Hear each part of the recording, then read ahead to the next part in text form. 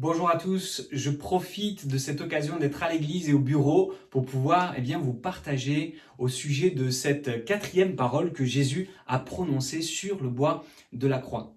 On va tout de suite, sans plus tarder, dans Matthieu au chapitre 27 et au verset 45. Matthieu 27, 45. Nous lisons: « Depuis midi jusqu'à 15 heures, il y eut des ténèbres sur toute la terre.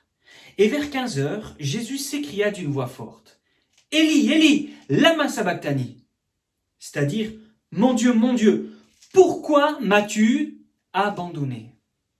Vous connaissez cette parole, je pense, puisque c'est quelque chose d'assez connu lorsqu'on a entendu parler de Jésus qui donne sa vie sur le bois de la croix, qui meurt pour le pardon de nos fautes et de nos péchés.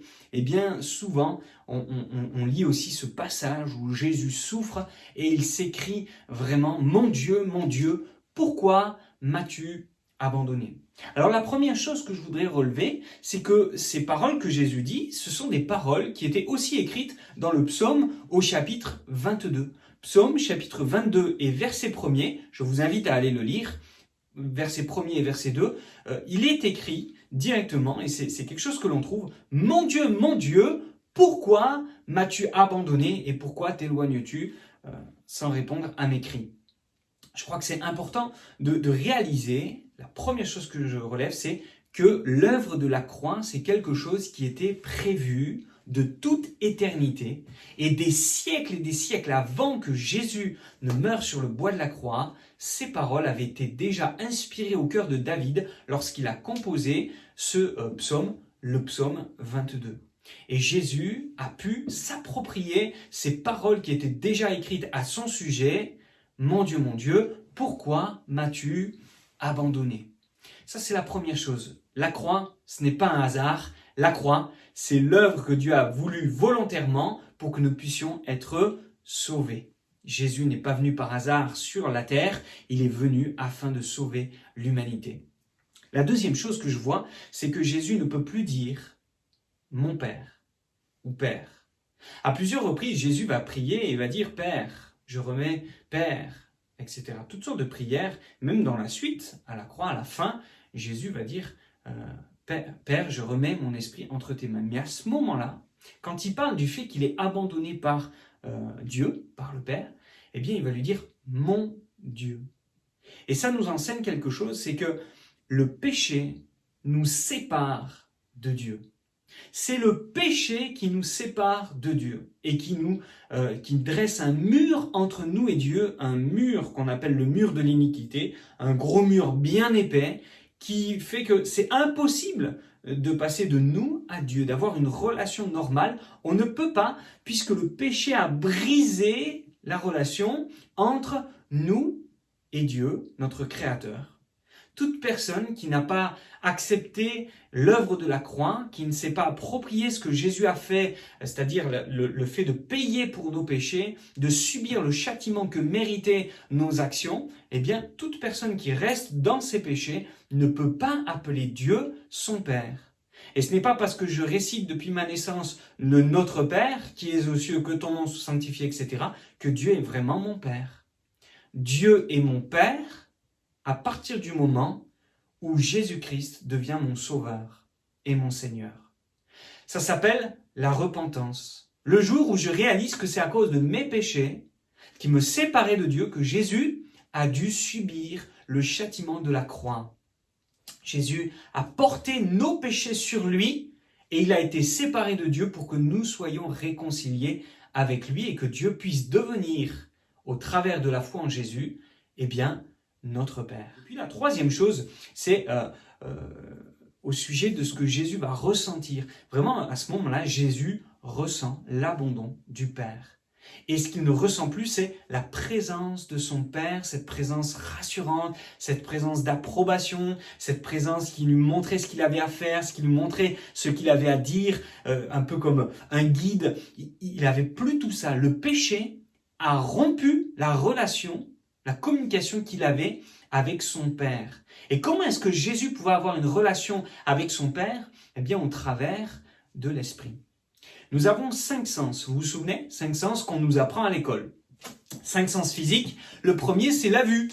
Le premier que je cite moi, c'est la vue. La vue qui nous permet de discerner, d'appréhender notre monde autour de nous et de voir les choses. Et je prie Dieu que votre vie soit en bonne santé et que vous n'ayez pas besoin des lunettes. Mais je remercie aussi le Seigneur pour les lunettes que nous pouvons avoir et qui corrigent des fois le fait que notre vue est baissée. Et notre vue nous permet d'appréhender, de voir les choses et combien c'est beau et merveilleux de voir les couleurs. Quand il y a des couleurs, ceux qui ne sont pas daltoniens et qui ont toute la panelle de couleurs, on peut dire merci Seigneur pour la vue. Et puis il y a les oreilles avec l'ouïe. L'ouïe qui nous donne de pouvoir entendre ce qu'il y a autour de nous. On dit merci Seigneur pour l'ouïe quand on entend le klaxon d'une voiture qui nous avertit qu'il y a un danger. On dit merci Seigneur aussi l'ouïe pour l'ouïe qui nous donne d'entendre la musique autour de nous, etc. D'entendre les mots doux de notre épouse, de notre fiancé, de ce que l'on aime, et puis les mots qui nous permettent de comprendre ce que quelqu'un veut nous dire. Voilà. Puis il y a aussi le goût. Allez, on part sur le goût qui nous donne de pouvoir bien apprécier ce que l'on mange, ce que l'on met dans notre bouche, avec tout ce mécanisme qu'il y a à l'intérieur et qui est parfait, et qui nous donne d'avoir ce sens du goût.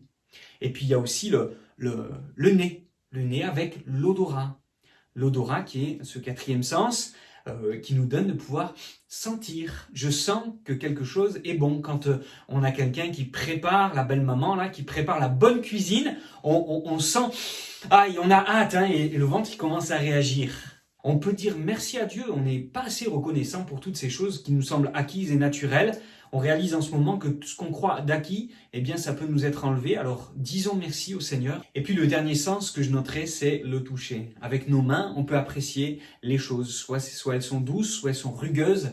Alors, quand on a des enfants, on leur apprend les choses. Regarde, touche le lapin qui est tout doux, les poils comme ça. T'as vu, c'est doux, Touche le caillou. Le caillou, il est dur, Touche le matelas, il est mou. Et puis, touche la barbe de papa. Ça pique, Ça pique. Ma fille, elle dit, ça pique. Voilà. On a ces 5 sens qui nous sont donnés pour pouvoir apprécier les choses qui sont autour de nous. C'est des récepteurs sensoriels. C'est les choses que Dieu nous a données pour capter ce qui nous entoure, des choses qui nous entourent, et les interpréter et vivre avec, apprécier ces choses-là. Mais je crois qu'il y a un sens qu'on oublie souvent, un 6e sens que Dieu nous a donné et qui est donné avec notre esprit. Nous sommes corps, âme et esprit. Et Dieu nous a donné un esprit. Et cet esprit-là, bien souvent, on le traite mal. Et ce discernement spirituel, ce sens que j'appelle le discernement spirituel, c'est quelque chose qu'on méprise et qu'on oublie bien souvent. Et comme le palais qu'on a besoin d'éduquer, le nez qu'on a besoin d'éduquer, l'ouïe et le toucher et toutes ces choses-là que nous avons besoin d'éduquer, la vue, apprécier les choses, savoir discerner les couleurs, pouvoir retravailler des choses parce qu'on retouche une photo ou quelque chose comme ça. Toutes ces choses que Dieu nous a données, on les travaille et on arrive à être de plus en plus sensible, à discerner de plus en plus de choses. Eh bien, dans le monde spirituel, c'est la même chose. Nous avons un sens, le discernement spirituel qui nous est donné avec l'esprit que nous avons, et nous sommes appelés, nous sommes faits pour pouvoir prendre soin et éduquer ce discernement spirituel. Et beaucoup de personnes, lorsqu'ils réalisent qu'il y a un monde spirituel, au bout d'un moment, ils discernent quelque chose, avec une expérience de la vie ou avec une éducation ou quelque chose, ils comprennent qu'il y a un monde spirituel, un monde qu'on ne peut pas apprécier avec l'ouïe, l'odorat, le goût, la vue ou le toucher. Il y a encore autre chose et ils commencent à chercher, ils touchent à l'occultisme, ils touchent à la voyance, ils touchent à l'astrologie, ils touchent au magnétisme, ils touchent au yoga, toutes ces choses-là qui semblent être juste des choses qui apportent une paix morale. Mais c'est bien plus important que le psychique, que l'âme. C'est l'esprit, ça touche au monde spirituel. Et quand on éduque notre discernement spirituel en touchant à ces choses, en fait, on fait du mal. On fait du mal. C'est comme si je mettais des écouteurs à fond dans mes oreilles, je fais du mal à mes oreilles, j'abîme ma capacité à percevoir les choses de l'ouïe que je pourrais avoir avec mon ouïe, j'abîme mon ouïe de la même manière en touchant à toutes ces choses, alors que ça a une apparence réjouissante, bonne, peut-être apaisante, même quelquefois thérapeutique, encore d'autres fois.